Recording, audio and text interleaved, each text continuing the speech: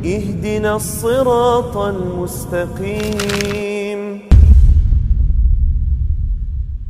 بسم الله الرحمن الرحيم. السلام عليكم ورحمة الله وبركاته.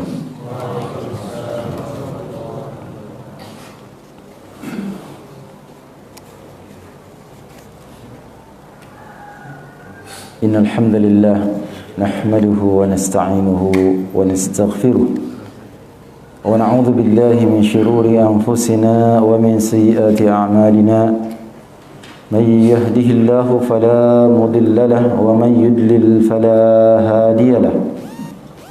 أشهد أن لا إله إلا الله وحده لا شريك له وأشهد أن محمدا عبده ورسوله صلى الله عليه وعلى آله وأصحابه ومن تبعهم بإحسان إلى يوم الدين وسلم تسليما كثيرا.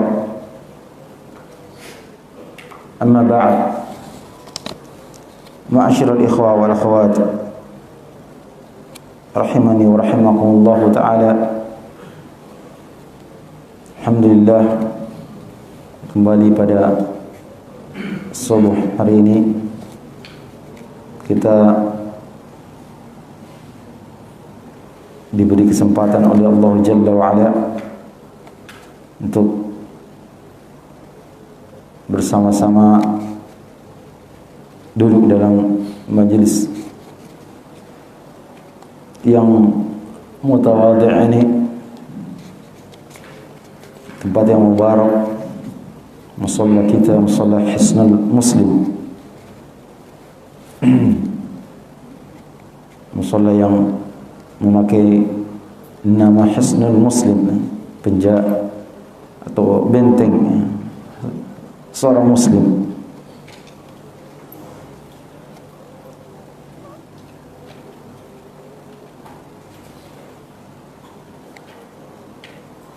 Yang kita marhab dari Allah Subhanahu wa ta'ala senantiasa diberikan taufik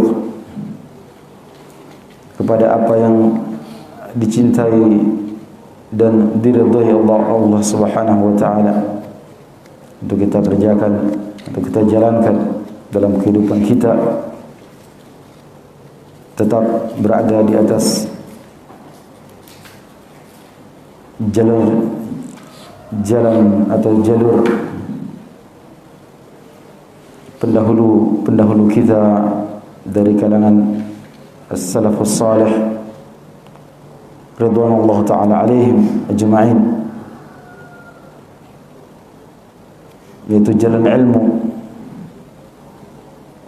mempelajari ilmu untuk mengamalkannya dengan semata-mata mengharapkan wajah Allah Ta'ala, bukan untuk gagah-gagahan atau berbangga-bangga dengannya, tetapi mempelajari ilmu agama Allah Ta'ala, tafaqquh fi din, dalam rangka untuk mendapatkan petunjuk dalam menempuh perjalanan menuju kepada Allah Subhanahu wa ta'ala, untuk mendapatkan kemuliaan dan mendapatkan surga dari Allah Subhanahu wa ta'ala pada hari kiamat. Sebab Rasulullah sallallahu alaihi wasallam bersabda, "Man salaka tariqan yaltamisu fihi 'ilman sahhalallahu lahu bihi tariqan ilal jannah." Barang siapa yang menempuh suatu jalan, yang pada jalan tersebut yaltamisu fihi 'ilman, dia mengais-ngais ilmu, dia mencari ilmu pada jalan tersebut, maka Allah akan mudahkan baginya tariqan, jalan menuju surga. Dan kita sudah seharusnya untuk senantiasa bersyukur dengan sungguh-sungguh kesyukuran, dengan sebenar-benarnya kesyukuran.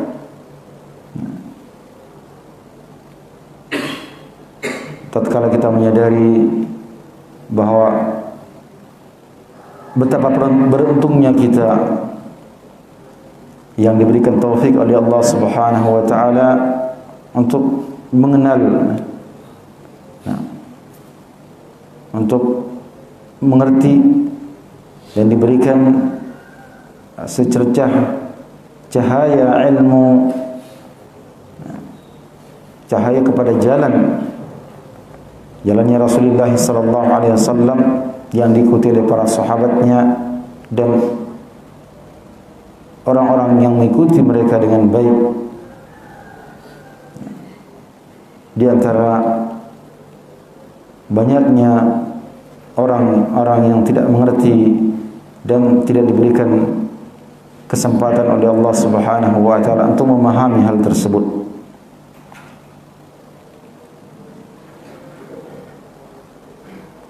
Kita harus bersyukur atas nikmat yang Allah Subhanahu wa taala berikan kepada kita, hidayah untuk memahami dan hidayah untuk berjalan di atas jalan sunnah Rasulullah sallallahu alaihi wasallam, yaitu untuk mempelajarinya, bertafaqquh fid din, sehingga kita tergolong orang-orang yang dikategorikan sebagai orang yang baik. Karena kebaikan itu diberikan oleh Allah Subhanahu wa taala, tetapi melalui jalan yang kita sendiri harus upayakan, kita sendiri harus menjalaninya,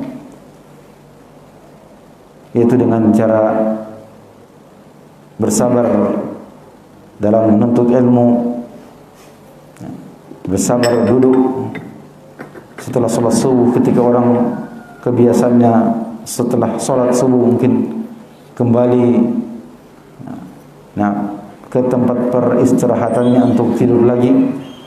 Kita harus bersabar untuk menahan kebiasaan tersebut, untuk mendengarkan satu dua faedah dari guru-guru kita, dari ustaz-ustaz kita, dari muallim kita yang mengajarkan kepada kita ilmu agama Allah Subhanahu wa taala. Karena Rasulullah sallallahu alaihi wa ala alihi wasallam bersabda, "Man yuridillahu bihi khairan yufaqihu fid din."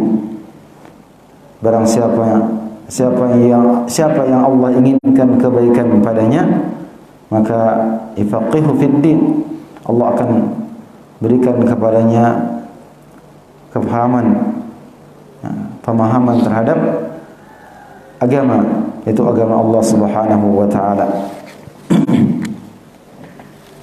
Ma'asyiral ikhwah wal akhwat, hadirin sekalian, jamaah sekalian, rahimakumullah taala.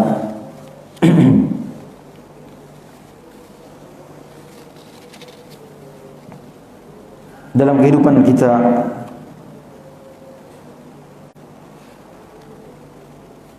tergantung dari sudah berapa lama kita menempuh perjalanan hidup. Karena tentu kita melihat sendiri untuk di majelis kita ini, kita terdiri dari berbagai usia. Ada yang sudah cukup berumur dalam ukuran kebanyakan dari kita, walaupun mungkin masih ada juga yang masih remaja yang ada di majelis kita ini. Tapi semua dari kita, terutama yang sudah lama menjalani kehidupan di dunia ini,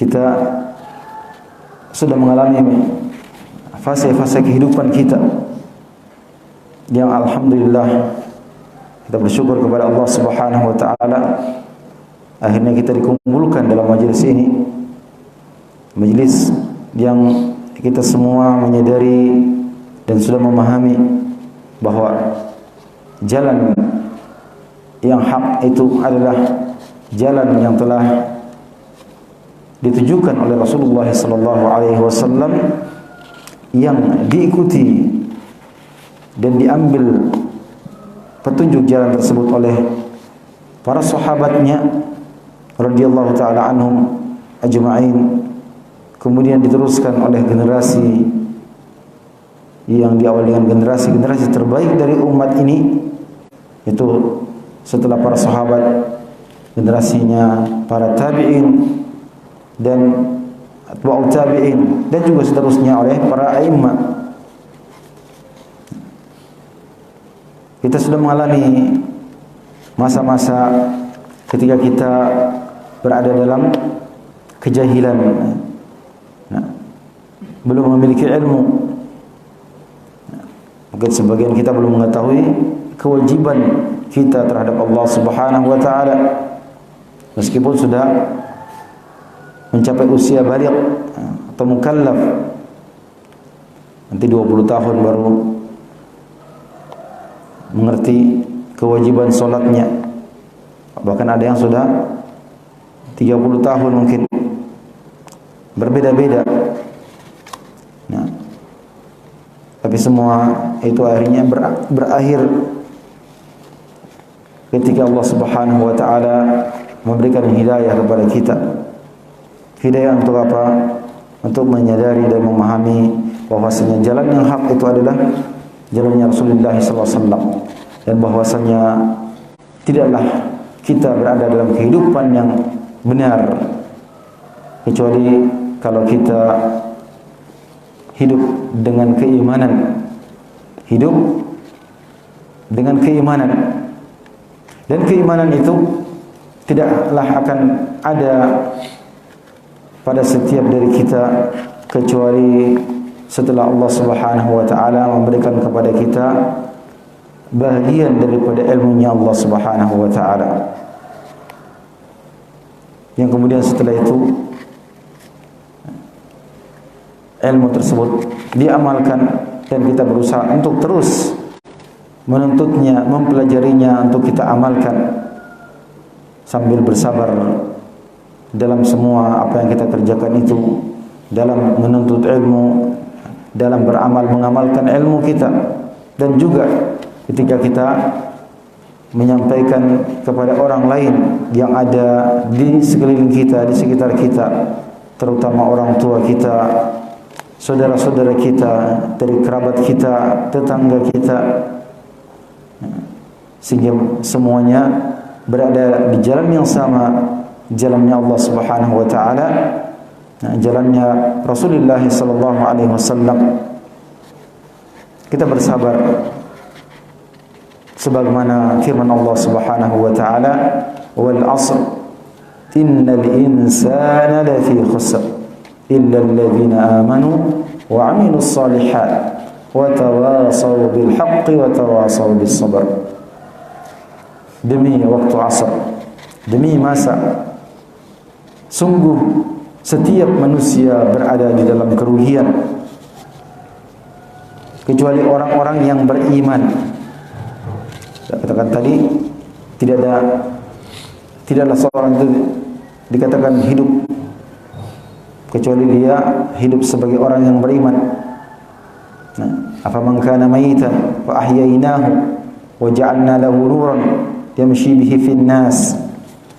Apakah orang yang sebelumnya mati kemudian kami beri kepadanya kehidupan, kami hidupkan dia, hidupkan dengan keimanan,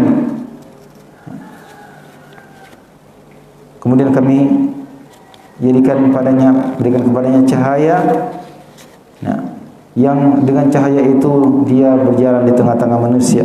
Apakah sama dia dengan orang yang dia keluar dengan, sama dia dengan orang yang terus berada dalam kegelapan, tidak keluar dari kegelapan tersebut, kegelapan jahiliyah, kejahilan. Nah, jahilnya kekufuran, jahilnya ketidaktahuannya terhadap Islam, terhadap petunjuk Allah Subhanahu wa taala. Tentu tidak sama. Maka orang-orang yang mengikuti jalannya Rasulullah SAW dan para sahabatnya serta orang yang mengikuti mereka yang baik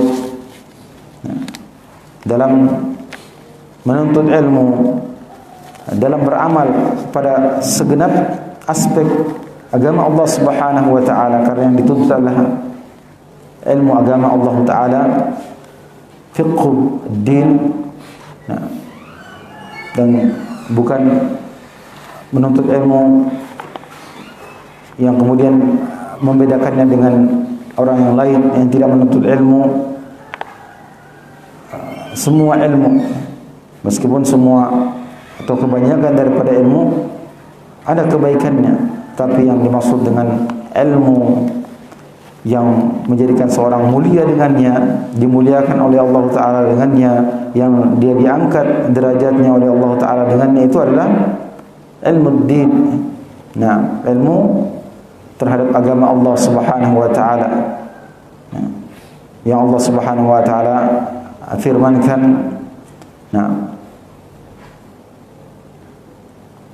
tentang orang-orang yang menuntut ilmu atau orang-orang yang berilmu itu, bahwa mereka diangkat derajatnya oleh Allah Ta'ala beberapa derajat. Yarfa'illahu alladhina amanu minkum. Nah, Allah mengangkat orang-orang yang beriman. Yarfa'ullahu alladhina amanu minkum walladhina utul ilma darajat. Allah mengangkat orang-orang yang beriman di antara kalian dan orang-orang yang berilmu beberapa derajat. Sebagaimana juga dalam hadis yang telah kita sebutkan tadi, dua hadis itu tafaqquh fid din sebagai ukuran kebaikan, demikian pula tentang bahwasanya tafaqquh fid din itu adalah jalan untuk mendapatkan surganya Allah Subhanahu wa taala. Dan inilah yang menjadi ciri pertama daripada dakwah yang dianjurkan ataupun yang diperintahkan oleh Allah Subhanahu wa taala untuk dijalankan, yang setelah itu dicontohkan oleh Rasulullah sallallahu alaihi wasallam, baik pada dakwah beliau sendiri, demikian pula ketika beliau mengutus sahabatnya, para sahabatnya untuk berdakwah, yang kemudian diteruskan oleh generasi berikutnya, baik generasi sahabat, para tabi'in dan seterusnya sampai sekarang ini. Dakwah yang cirinya adalah dakwah ilmiah, yang mendasari dakwanya apa yang dituturkan, apa yang disampaikan itu dilandasi oleh ilmu. Bahkan sebelum berdakwah, yaitu mengamalkan ilmu tersebut atau mengamalkan sesuatu, semuanya dilandasi dengan ilmu. Karena Allah Subhanahu wa taala berfirman, fa'lam annahu la ilaha illallah wastaghfir li dzambik walil mu'minina wal mu'minat. Ketahuilah, ilmuilah annahu la ilaha illallah, bahwasanya la ilaha illallah, tiada berhak untuk diibadahi dan disembah, tiada sembahan yang hak untuk disembah kecuali Allah Ta'ala. Setelah itu, wastaghfir li dzambik walil mu'minina wal mu'minat, mohon ampunlah untuk dosa-dosamu dan mohonkanlah ampun dosa-dosa orang-orang beriman, laki-laki maupun perempuan. Dalam surah Al-Asr kita telah bacakan tadi, illal ladzina amanu, kecuali orang yang beriman. Dan tidaklah akan ada keimanan kecuali dilandasi dengan ilmu. Tidaklah seorang itu bisa beriman kalau dia tidak mengetahui apa saja yang harus diimaninya. Dengan ilmu seorang itu akan beriman, baru dia sudah mendapatkan kriteria pertama daripada tidak meruginya seorang. Ya. Kemudian yang kedua, wa amilus shalihat, dia beramal saleh. Kemudian yang ketiga, tawasaw bil haqq, saling mewasiati dalam kebenaran. Nah, sini masuknya dakwah. Wa tawasaw bis sabr, dan saling mewasiati dalam kesabaran. Dan dalam perjalanan kita menuntut ilmu, kita dibutuhkan kesabaran, diperlukan kesabaran. Kita akan beramal menjalankan apa yang kita ilmui dari agama Allah Subhanahu wa taala, juga kita harus bersabar. Nah, demikian pula tentu saja dalam berdakwah, dalam menyampaikan kebaikan ini kita harus bersabar. Karena tidak semua orang menerima apa yang kita sampaikan. Teladan kita Rasulullah sallallahu alaihi wasallam ketika beliau pertama kali menyampaikan dakwanya, seruannya, nah, yang sebelumnya beliau mendapatkan pujian, gelar yang diberikan kepada beliau adalah as-sadiqul amin, orang yang jujur, lagi orang yang terpercaya, orang yang bisa diberikan amanah. Tetapi setelah beliau berdakwah, berubah gelaran-gelaran tersebut. Beliau mendapatkan gelar sahirun kadzdzab, penyihir dusta, syair majnun, penyair yang gila. Nah, setelah apa? Setelah beliau menyerukan kepada mereka dakwah, beliau naik ke tempat yang tinggi, beliau mengatakan, ya qaum qulu la ilaha illallah tuflihu, wahai qaum, kalian ucapkan la ilaha illallah, kalian akan beruntung. Nah, mereka jawab dengan ucapan aja'al alihata ilahan wahida inna hadza la syai'un ujab. Apakah orang ini mau menjadikan alihah, sembahan-sembahan yang banyak itu ilahan wahida, sembahan yang tunggal, sembahan yang satu, sesungguhnya ini adalah syai'un ujab. Nah, perkara yang mengherankan. Mereka tercengang, mereka terheran-heran dengan dakwanya Rasulullah sallallahu alaihi wasallam. Nah, maka itulah ciri pertama. Nah, dakwah yang dilandasi dengan ilmu, atau ilmu melandasi segala perbuatan dan perkataan, baik itu dalam amalan yang dikerjakan, yang kita kerjakan masing-masing. Demikian pula bagian daripada amalan adalah berdakwah, mendakwakan apa yang kita pahami, mengajarkan apa yang kita pahami itu kepada orang lain, terutama orang-orang yang berada di sekitar kita. Setelah kita menuntut ilmu dengan mengharapkan wajah Allah Subhanahu wa taala, tentunya bukan untuk menjadi orang yang dikenal oleh orang sebagai ustaz atau sebagai pendakwah atau sebagai orang yang berilmu, tapi kita menuntut ilmu untuk mendapatkan ilmu, untuk menghilangkan kejahilan dari diri kita, untuk kita amalkan ilmu tersebut, kemudian kita mengajak orang lain kepada kebaikan. Bukan untuk mendapatkan riasah di dunia, untuk menjadi orang yang pesohor, orang yang dikenal, terkenal, tapi semata-mata kita harapkan wajah Allah Subhanahu wa taala. Nah,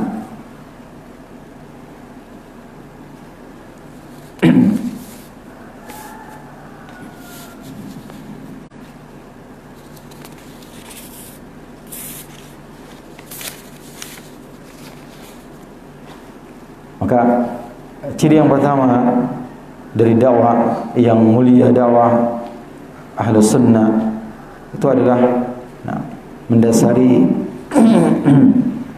mengajak kepada ta'allum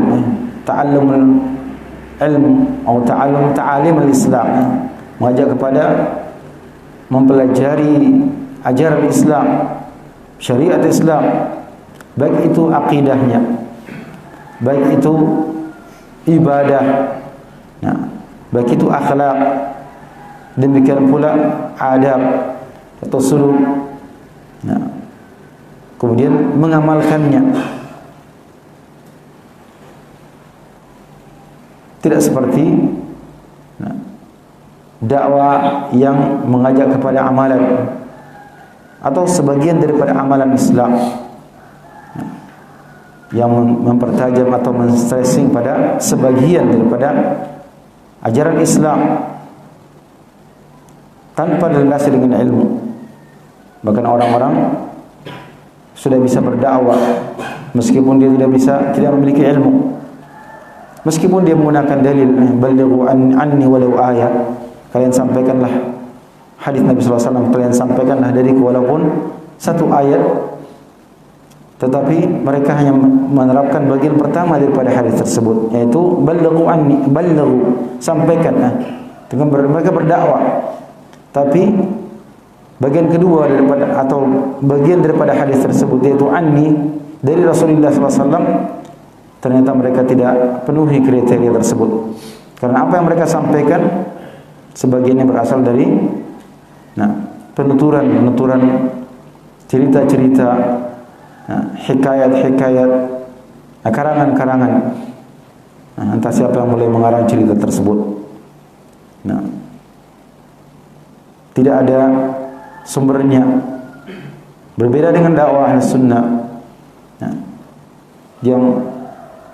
yang mana apa yang diucapkan, apa yang disampaikan, kalau itu perkataan ulama, itu diambil benar dari perkataan mereka. Kemudian ada taufik, ada usaha untuk tasabbut, mengecek kebenaran ketika kita mendengar perkataan seorang yang mengatakan ini perkataannya Imam Syafi'i misalnya, perkataan Imam Malik. Ada usaha untuk mengecek kebenaran daripada ucapan tersebut. Apalagi itu kalau disandarkan kepada Rasulullah sallallahu alaihi wasallam. Maka semua dilandasi dengan ilmu. Demikian pula berbeda dengan orang yang melandasi dakwah mereka dengan kepentingan tertentu, yang terkadang ilmu itu dikesampingkan ketika berbeda dengan tujuan daripada tanzimnya, berbeda dengan tujuan daripada landasan daripada tanzim dakwah mereka. Kemudian di antara ciri yang menonjol adalah perhatian atau ihtimam dan memberikan prioritas utama dalam masalah tauhid. Dalam masalah tauhid, karena tauhid itulah yang merupakan asas, pondasi, landasan dari semua amalan, dari semua bagian daripada kehidupan kita. Artinya seorang beramal kebaikan bagaimanapun baiknya menurut orang, tetapi kalau dan bagaimanapun banyaknya amal kebaikannya itu, amal solehnya itu, kalau tidak dilandasi dengan tauhid, maka tidak ada maknanya, tidak ada artinya sama sekali amalannya tersebut. Hanya akan dijadikan debu yang berterbangan oleh Allah Subhanahu wa taala. Wa qadimna ila ma 'amilu min amal faja'alnahu haba'an manthura, dan kami datangkan amalan-amalan yang mereka kerjakan dan kami jadikan amalan tersebut bagaikan debu-debu yang berterbangan. Karena pentingnya dan karena tauhid itu menjadi alasan Allah Subhanahu wa taala menciptakan manusia di atas muka bumi ini. Wa ma khalaqtul jinna wal insa illa liya'budun, dan tidaklah aku ciptakan jin dan manusia melainkan untuk beribadah kepada aku, kata Allah taala. Dan untuk tujuan itulah Allah Subhanahu wa taala mengutus para rasulnya. Wa laqad ba'atsna fi kulli ummatin rasulan an ya'budullaha wajtanibut taghut, dan sungguh-sungguh telah kami utus kepada setiap umat seorang rasul, yang setiap rasul itu akan menyeru kaumnya dengan mengatakan u'budullaha wajtanibut taghut, beribadahlah kalian kepada Allah.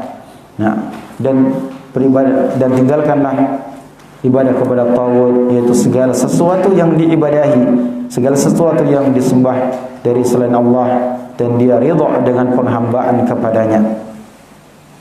Nah, dalam ayat yang lain Allah Subhanahu wa taala berfirman, "Wa ma arsalna min qablika min rasulin illa nuhi ilaihi annahu la ilaha illa ana fa'budun." Dan tidaklah kami mengutus sebelummu seorang pun sebelummu dari seorang rasul, melainkan kami wahyukan kepadanya bahwasanya tiada yang berhak untuk disembah, tiada yang berhak untuk diibadahi kecuali aku, kata Allah, maka beribadahlah kalian hanya kepada aku.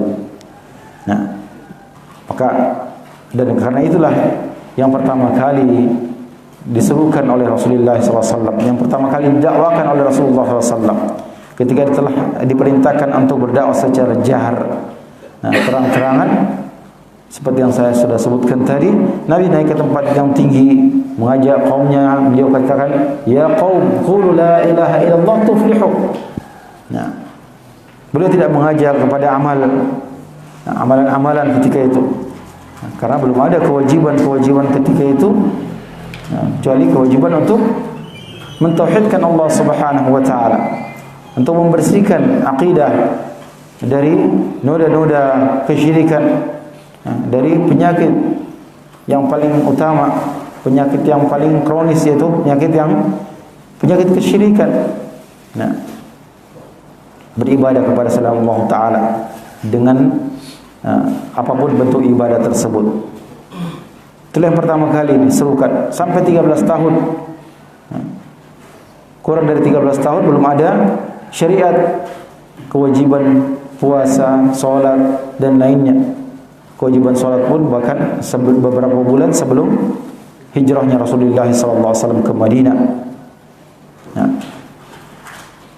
yang setelah beliau menyerukan qul la ilaha illallah tuflihu, hanya itu yang diserukan oleh Nabi SAW, yang karena yang diserunya, didakwainya adalah orang-orang yang mengerti bahasa Arab, mengerti makna kalimat la ilaha illallah tersebut. Mereka memahami konsekuensinya, yaitu bahwa mereka harus meninggalkan ibadah kepada selain Allah yang mereka sedang berada di dalamnya, yang mereka beribadah kepada Allah, tapi juga mereka menyekutukan Allah dalam ibadah kepada Allah itu dengan beribadah kepada selainnya, kepada selain Allah Subhanahu wa taala.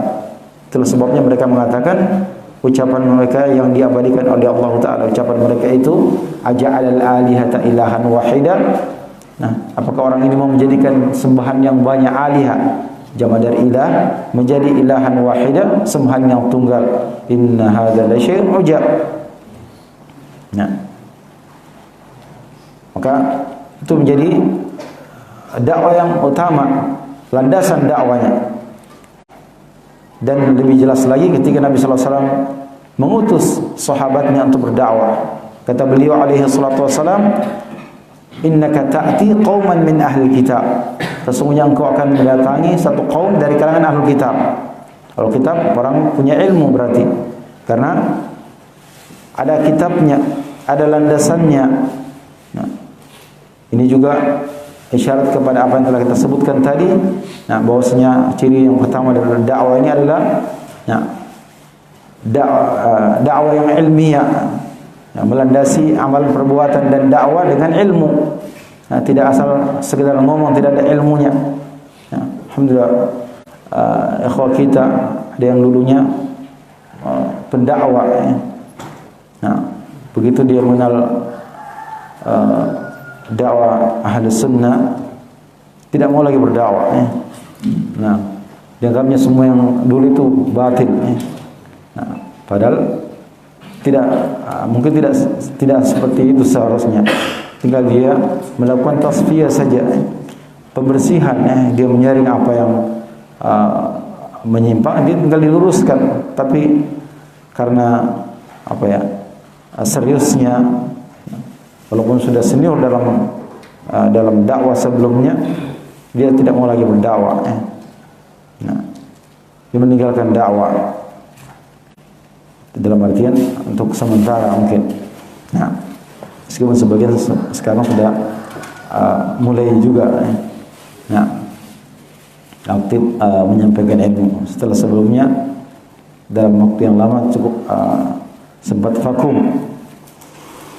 Nah, maka ketika Nabi SAW mengutus Muadz bin Jabal, beliau sudah ingatkan, engkau akan datangi satu kaum dari kalangan ahlu kitab. Nah, ada isyarat untuk mempersiapkan diri dengan ilmu. Nah, karena ketika berdakwah, nah, ud'u ila sabili rabbika bil hikmati wal mau'izatil hasanah. Nah, yang kemungkinan sampai kepada tingkatan wajadilhum billati hi ahsan.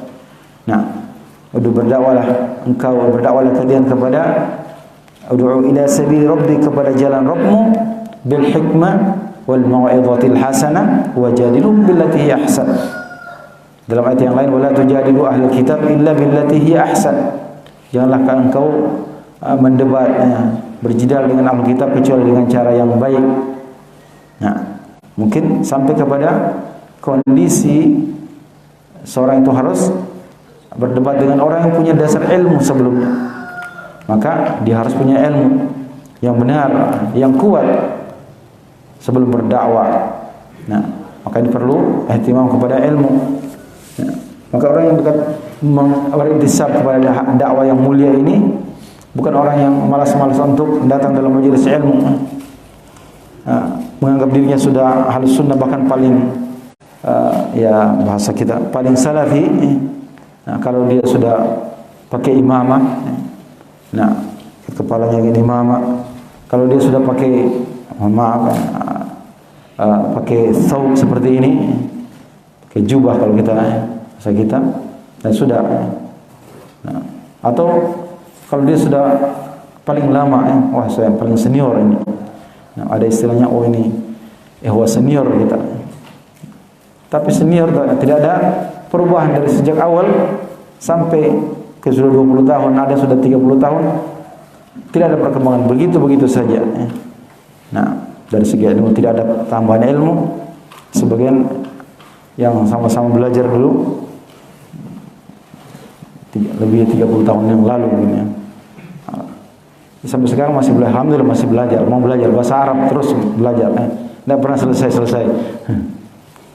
Nah, tapi bukan masalah karena dia mengerti bahasa Arab atau tidak mengerti bahasa Arab, tapi yang disayangkan kalau itu berkaitan dengan masalah yang paling pokok, yaitu masalah akidah. Kalau masih ada juga kesalahan atau penyimpangannya, padahal sudah puluhan tahun dia dikenal sebagai seorang ahlu sunnah, seorang salafi. Nah, dengan mohon maaf, dengan lihiyahnya, bahkan sudah putih jenggotnya. Nah, tetapi dari perbuatan, nah masih ada saja penyimpangan. Nah, karena dakwah itu bukan sebagaimana sabda Nabi sallallahu alaihi wasallam. Nah, Allah tidak melihat dari penampilan kita, dari tampilan. Nah, tidak dilihat kepada surah kita, tapi yang dilihat adalah hati dan amalan. Nah, hati dan amalan. Nah, itu yang dilihat oleh Allah Subhanahu wa taala. Jadi dakwah itu bukan dilihat dari kebenaran seorang, itu tidak diukur dari pakaiannya. Seperti untuk akhwat, kadang-kadang akhwat, nah, tidak dilihat dari dia sudah memakai niqab atau cadar atau tidak. Nah, karena masalah niqab, sebagaimana kita juga pakai gamis atau pakai jubah itu, nah hanya hitungan detik saja. Yang sebelumnya dia tidak pakai seperti itu, pakai jeans misalnya, hitungan detik dia membeli kain, membeli thawb, membeli jubah, dia pakai sudah berubah penampilannya. Nah, dakwah itu tidak diukur, kebenaran dakwah seorang atau kebaikan seorang itu tidak ukur dari pakaian atau penampilannya. Nah, meskipun itu bisa menjadi pembeda, tetapi tidak diukur semata-mata dari tampilan luarnya. Nah, tapi diukur daripada ilmu dan amalannya. Nah, maka ketika Nabi sallallahu alaihi wasallam mengutus Muadz bin Jabal, beliau bersabda, nah, falyakun awwalu ma tad'uhum ilaihi, maka hendaknya yang pertama kali engkau yang engkau dakwakan kepada mereka. Falyakun awwalu ma tad'uhum ilaihi. Nabi mengatakan dakwah di sini. Ya. Hendaknya yang pertama kali engkau dakwah kepada mereka adalah syahadatu an la ilaha illallah wa anni rasulullah. Nah, beliau tidak mengatakan ayo ajak mereka untuk sholat, ajak mereka untuk menunaikan zakat, kumpulkan mereka, bangun kekuatan. Nah, kepada tujuan ini, tujuan itu. Tetapi kata Nabi sallallahu alaihi wasallam, yang pertama kali engkau dakwakan kepada mereka dua kalimat syahadat. Bagaimana mereka mengilmui, memahami. Nah, tentu setiap kalimat tersebut ada syarat-syaratnya, ada maknanya. Nah, apa makna kalimat syahadat la ilaha illallah? Sehingga mereka menjalankan konsekuensinya, menjalankan muqtadayatnya. Demikian pula syahadat Muhammad Rasulullah. Nah, kata Nabi sallallahu alaihi wasallam, fa inhum ata'uka fi dzalik, kalau mereka sudah taat kepadamu dalam hal itu, yang sudah memahami kalimat la ilaha illallah Muhammad Rasulullah, ya, dengan konsekuensi mereka harus hanya beribadah kepada Allah Subhanahu wa taala saja, meninggalkan ibadah kepada selain Allah dan membenci kesyirikan, ya, penghambaan kepada selain Allah Subhanahu wa taala. Nah, maka demikian pula syahadat Muhammad Rasulullah sudah menjadikan Nabi sallallahu alaihi wasallam membenarkan apa yang dikabarkan oleh Nabi sallallahu alaihi wasallam. Nah, demikian pula taat kepada apa yang diperintahkannya. Demikian pula meninggalkan apa yang dibenci, yang diperingatkan olehnya, serta beribadah kepada Allah Ta'ala. Tidak mereka beribadah kecuali dengan apa yang disyariatkan olehnya, alaihi salatu wassalam.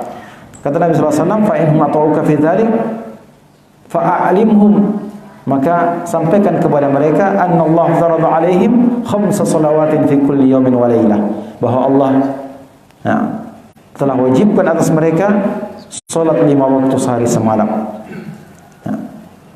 Jadi yang pertama kali Nabi katakan masalah dakwah, beliau tidak katakan untuk sholat dakwah mereka, untuk sholat dakwah mereka untuk menunaikan zakat. Tapi yang pertama kali yang kau dakwakan adalah syahadat la ilaha illallah Muhammad Rasulullah. Nah, kalau sudah mereka pahami itu, nah, itu landasan dalam beragama, pintu masuknya seorang ke dalam Islam. Nah, rukun yang pertama dari rukun Islam, syahadat la ilaha illallah Muhammad Rasulullah. Kalau mereka sudah paham, maka sudah taat. Bukan dikatakan sudah paham, tapi sudah taat. Nah, fa inhum ata'uka fi dzalik, maka ajarkan kepada mereka, sampaikan, umumkan kepada mereka. Nah, Nabi tidak katakan dakwai mereka, tapi umumkan kepada mereka. Artinya seorang kalau sudah punya landasan akidah, maka apapun yang disampaikan kepadanya, dia akan katakan sami'na wa ata'na. Nah, itu yang terjadi ketika dalam periode Madinah sampai kepada para sahabat, orang-orang sudah beriman, perintah untuk masih di Mekah, perintah periode tentang salat, demikian pula perintah yang lain, syariat yang lain tentang puasa, tentang larangan dari minum khamar, syurbul khamar. Nah, itu tidak ada yang mengatakan tunggu sebentar, tunggu sejenak. Kalau kita di Makassar ada istilah takalan yang sudah terlanjur. Nah, begitu ada mendengar ada yang sedang berkumpul minum khamar, ketika datang kepada mereka berita bahwa khamar itu telah diharamkan, telah turun wahyu Allah Ta'ala. Nah, innamal khamar wal maisir wal ansab wal azlam rijsun min amali syaitan fajtanibuhu. Sesungguhnya khamar, maisir, judi,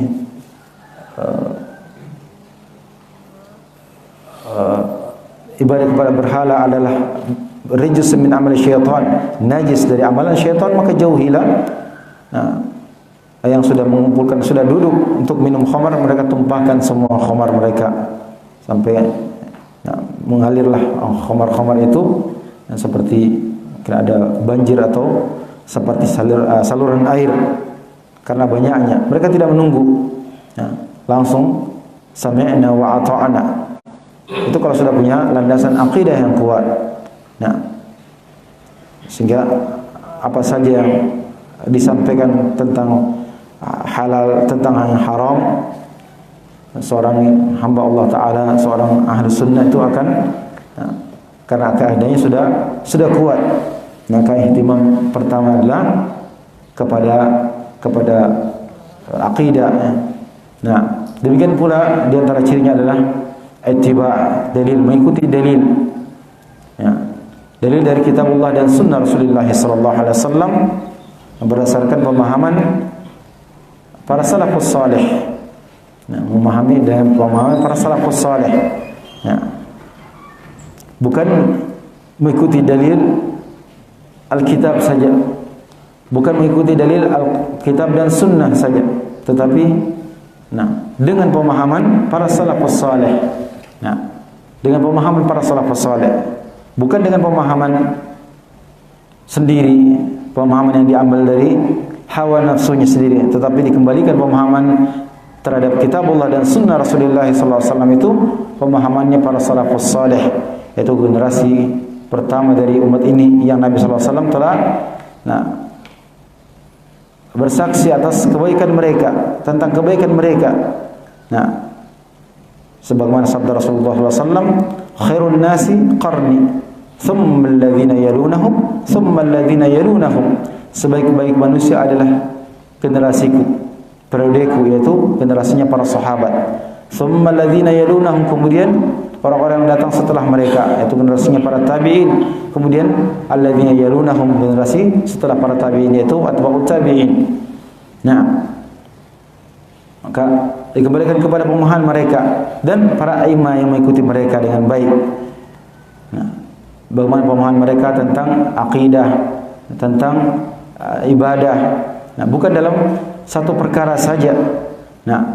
Kalau dalam masalah suluk, akhlak, ya kita ambil akhlaknya para salaf. Tetapi akidah, tinggalkan. Akidah, ibadah, dan demikian pula dalam masalah dakwah. Yang merupakan bagian daripada ajaran Rasulullah SAW.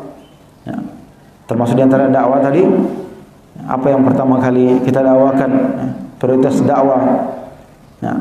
Itu merupakan bagian daripada perkara yang harus kita melakukan ittiba kepada dari kitabullah dan sunnah Rasulullah SAW berdasarkan pemahaman para salafus salih, dan meninggalkan apa yang tidak ada dalilnya dari kitabullah dan sunnah Rasulullah SAW. Berdasarkan pemahaman para salafus salih.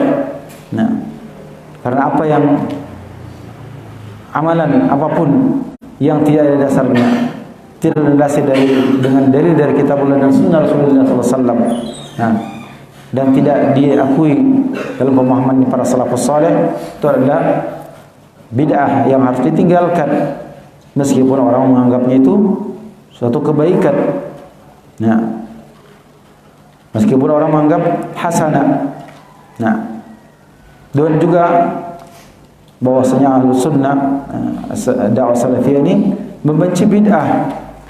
Karena Nabi SAW sendiri telah mengatakan, kullu bid'atin dhalalah wa kullu dhalalatin finnar. Setiap bid'ah itu sesat, dan setiap kesesatan itu tempatnya di neraka. Berdasarkan sabda Nabi SAW dalam hadis Irbad bin Sariyah radhiyallahu anhu, setelah Nabi SAW memberikan ujangan, kata Nabi SAW, alaikum bisunnati wa sunnatil khulafa'ir rasyidin al-mahdiyyin min ba'di, tamassaku biha wa 'addu 'alaiha bin nawajid wa iyyakum wa muhdatsatil umur. Setelah Nabi mengatakan, berpegang teguhlah kalian kepada sunnahku dan sunnahnya khulafa'ir rasyidin al-mahdiyyin setelahku, dan awaslah kalian dari muhdatsatil umur, perkara-perkara yang baru. Fa inna kulla muhdatsatin bid'ah, setiap muhdatsat itu adalah bid'ah, wa kullu bid'atin dhalalah. Dalam hadis yang lain Nabi sallallahu alaihi wasallam bersabda, man 'amila 'amalan laisa 'alaihi amruna fahuwa rad. Barang siapa yang beramal dengan suatu amalan tidak ada perintahnya dari kami, maka amalan tersebut tertolak. Nah, demikian pula di antara cirinya adalah kecintaan kepada para sahabat, memuliakan sahabat, memuliakan dan taraddi terhadap para sahabat radhiyallahu taala anhum ajma'in.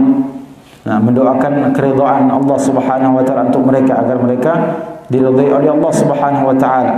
Nah, karena para sahabat telah dinyatakan sendiri oleh Allah Subhanahu wa taala akan keridhaannya terhadap mereka. Allah Subhanahu wa taala berfirman, "Was-sabiquna al-awwaluna minal muhajirin wal ansar walladzina tabauhum bi ihsan radhiyallahu anhum wa radu anhum." Nah, orang-orang pertama dan terdahulu itu daripada umat ini dari kalangan muhajirin dan ansar dan orang-orang yang mengikuti mereka dengan baik, mereka Allah telah ridha terhadap mereka dan mereka ridha kepada Allah. Maka terhadap para sahabat kita wajib untuk mencintai mereka. Demikian pula membersihkan segala tuduhan-tudingan kepada mereka. Nah, demikian pula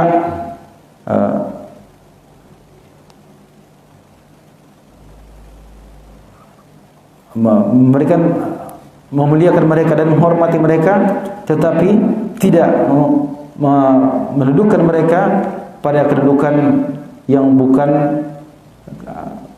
pada tempatnya, seperti menjadikan mereka memiliki sifat dari sifat rububiyah atau bahkan sifat uluhiyah, seperti yang dilakukan oleh orang-orang Rafidhah terhadap Ali bin Abi Thalib. Ya. Bahkan kepada imam mereka mendudukan imam mereka kepada kedudukan yang bahkan melampaui kedudukan para nabi, seperti perkataan Khomeini. Dia katakan, inna min khasais madhabina anna li a'immatina maqam la yablughu malakun muqarrab wala nabiyyun mursal. Di antara spesifikasi, di antara ciri khas daripada madhab kami adalah bahwa imam-imam kami itu memiliki kedudukan yang tidak dicapai oleh malaikat yang dekat dengan Allah, tidak juga dicapai oleh nabi yang diutus oleh Allah. Nah, dan juga tidak mentaan para sahabat dengan tudingan ataupun celaan. Nah, seperti yang dilakukan oleh orang-orang Rafidhah, yang mencela para sahabat radhiyallahu taala anhum ajma'in, atau bahkan mengkafirkan seperti yang dilakukan oleh orang-orang Khawarij. Nah, dan di antara ciri bahkan untuk di zaman kita sekarang ini ciri yang paling utama, yang paling menonjol daripada dakwah yang mulia, dakwah yang mubarak ini adalah ketaatan kepada waliul amr. Nah, ketaatan kepada waliul amr. Nah, ini merupakan pembeda yang sangat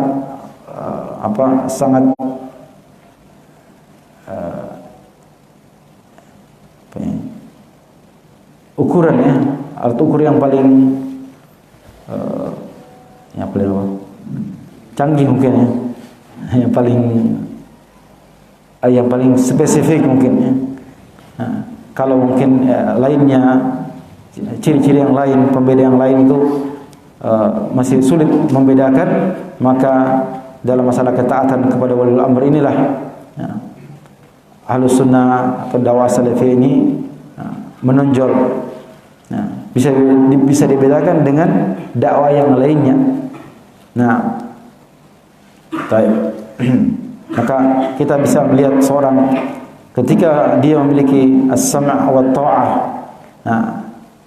ketaatan, kemudian mendengar, patuh kepada wali amrnya, maka dia adalah di atas manhaj Ahlus Sunnah wal Jamaah, di atas manhaj atau dakwah as-salafiyah. Mungkin kita kadang dibingungkan ketika kita melihat ada orang-orang yang juga kelihatannya berdakwah kepada tauhid. Nah, tauhid. Nah, membuka kitab al-aqidah wasithiyah misalnya. Nah, tapi itu sebenarnya hanyalah apa yang nampak, didampakkan atau ditampakkan. Di belakangnya, sesungguhnya mereka mencela para a'imah kita. Dan karena ulama-ulama, kibar ulama kita, mereka cela. Kadang mereka kita melihat dari penampilan, tidak isbal bagi laki-laki, lihya multahi, pakaian bahkan mungkin pakai imamah. Tapi ketika masuk dalam masalah ketaatan kepada wali amr, kita jumpai mereka di belakang, mungkin tidak terang-terangan, tapi di antara mereka mencela, mengatakan Syekh Fulan itu adalah penjilat, penjilat pemerintah.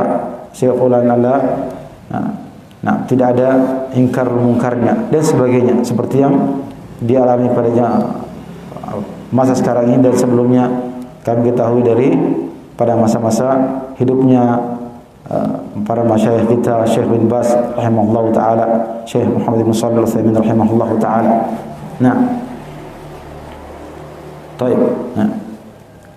Meskipun mereka menampakkan sunnah, dakwah sunnah kelihatannya.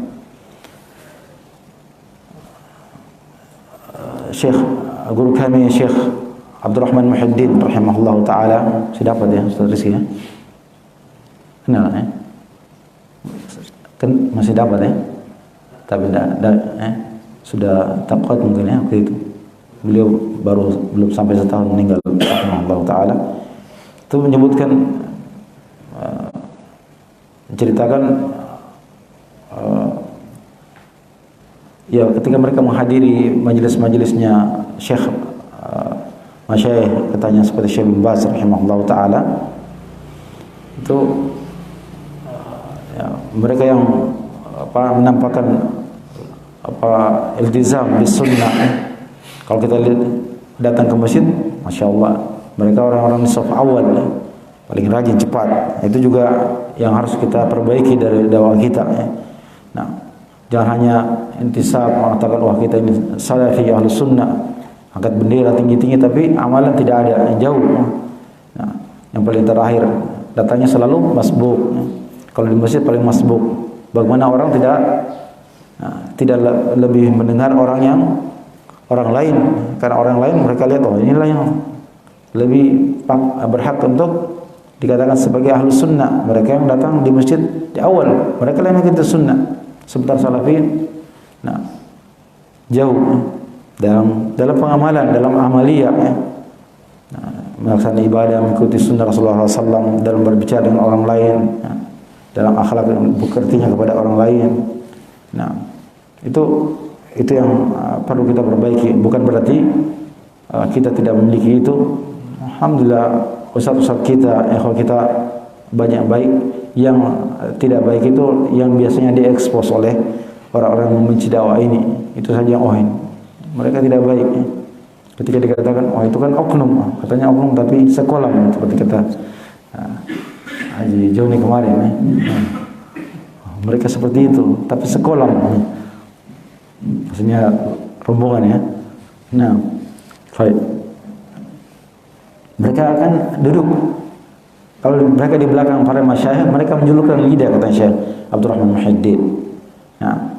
Muhyiddin artinya mereka mengatakan bahwasanya masyayikh kita itu, ulama kita seperti Syekh bin Baz itu, mereka adalah penjilat. Artinya cuma menjilat pemerintah, penguasa. Baik.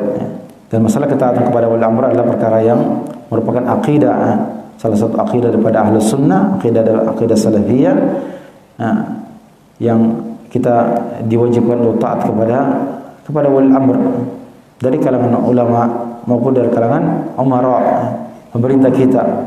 Ya ayyuhalladzina amanu atiillaha wa atiir rasul wa ulil amri minkum. Dasarnya itu, wahai orang beriman, taatlah kalian kepada Allah dan taatlah kepada Rasulnya dan ulil amr di antara kalian. Jadi perintah untuk taat. Kita solat diperintahkan untuk solat di belakang kullu bar wal fajir. Meskipun orang yang menjadi imam kita itu fajir, tapi dia seorang muslim, kita solat di belakangnya. kita tidak boleh menyelisihinya. Nah, demikian pula meskipun pemerintah kita itu, atau mungkin bahasakan sekarang, ada oknum dari pemerintah kita yang mengambil harta kita, mengambil yang bukan haknya. Nah, dalam bahasa kita sekarang korupsi misalnya. Kita diperintahkan untuk tetap taat, mendengar. Kan Nabi sallallahu alaihi wasallam bersabda dalam hadis Hudzaifah bin Yaman, ketika dalam kondisi fitnah, kata Nabi sallallahu alaihi wasallam, asma' wa ati', taat dan dengarlah.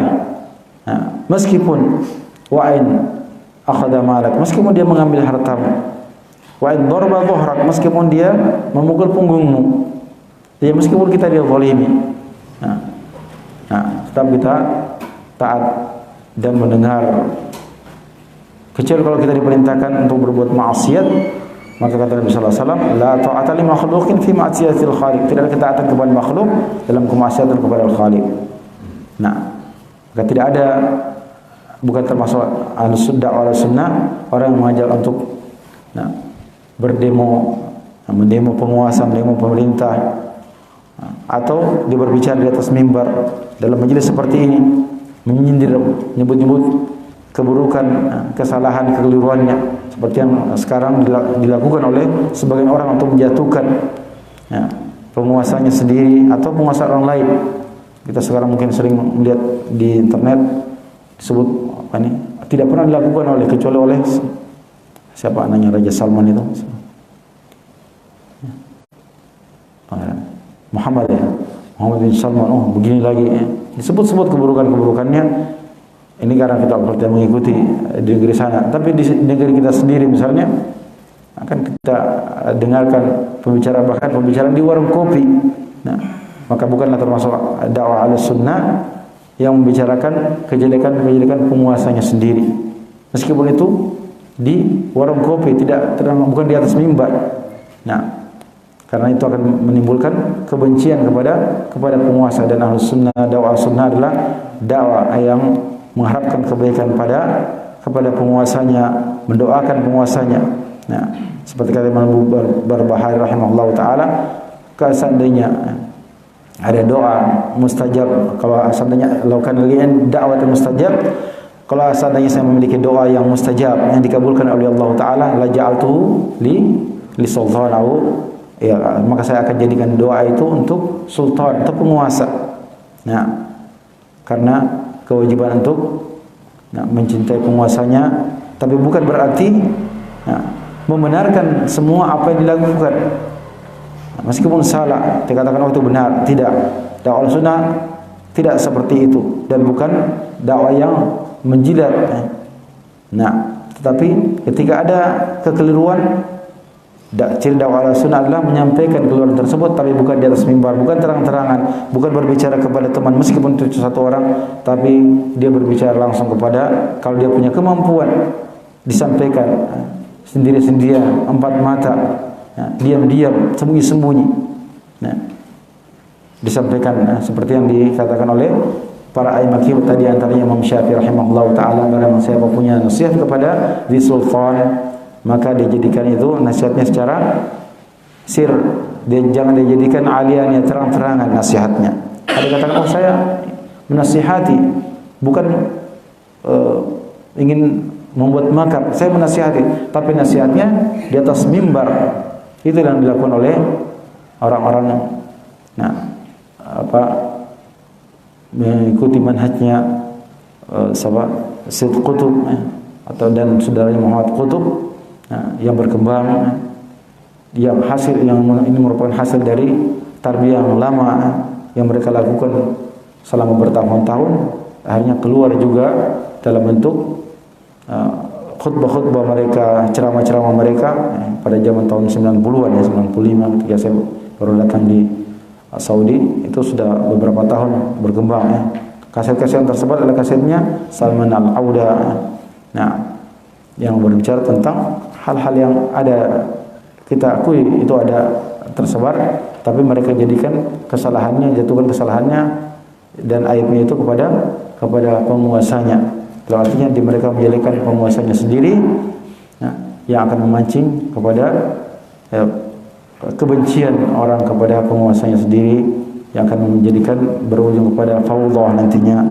Nasallallahu alaihi wasallam. Dan itu bertentangan dengan dakwah salafiyah. Maka dakwah salafiyah cirinya adalah senantiasa mengharapkan kebaikan kepada semua orang, termasuk di antaranya penguasanya. Kemungkaran itu diingkari dengan jalurnya. Nah, kalau kebenaran diakui kebenaran. Nah, tidak seperti orang yang asal bukan fulan, asal bukan penguasa ini. Nah, meskipun kita tidak terlibat dengan mereka. Nah, tetapi siapapun yang menjadi pemimpin kita, sebagaimana sabda Nabi sallallahu alaihi wasallam, nah, usikum bittaqwallahi azza wa jalla was-sam'i wa ta'ah. Aku wasiatkan kepada kalian bertakwa kepada Allah dan untuk mendengar dan untuk taat. Wa in ta'ammar 'alaikum 'abdun. Bahkan meskipun yang memimpin kalian seorang budak atau bekas budak, bagaimana budak bisa jadi pemimpin? Nah, mungkin dia melakukan menjadi pemimpin dengan kekuatan senjata, tapi ketika dia sudah bisa menjadikan situasi stabil, maka kita wajib taat kepadanya. Ya, teruskan hidup ini dengan ketaatan kepada pemerintah kita, tidak menyusun kekuatan di belakang untuk menggulingkannya. Nah, berbicara kita taat, tapi di belakang berbicara untuk berbisik-bisik dengan orang lain untuk menjatuhkan pemerintah, menyebut kejelekan-kejelekannya. Wassalamu alaikum. Itulah menjadi ciri daripada dakwah sunnah, ciri utama, sebagian daripada ciri-ciri mereka. Fa nasallahu jalla wa ala ay yu'allimana ma yanfa'una wa yanfa'na bima 'allamana wa zidna ilman. Mohon maaf atas al-italah. Nah, harusnya tadi masyaallah 1 jam lebih ya. Nah, karena saya sebagian dari kita punya kewajiban-kewajiban untuk bekerja dan pekerjaan. Saya tadi niatnya hanya sampai jam 6.15, tapi ternyata terlalu panjang ya. Untuk itu saya mohon dimaafkan. Pak Nasallahu jalla wa ala yaj'alana min mustabiqin al-khayrin ahsana innahu waliyyu dzalika wal qadir alaihi. Wa sallallahu wasallam ala nabiyyina Muhammadin wa ala alihi wa sahbihi ajma'in. Subhanaka wa bihamdik asyhadu an la ilaha illa anta astaghfiruka wa atubu ilaik. Wa akhiru da'wana alhamdulillahi rabbil alamin.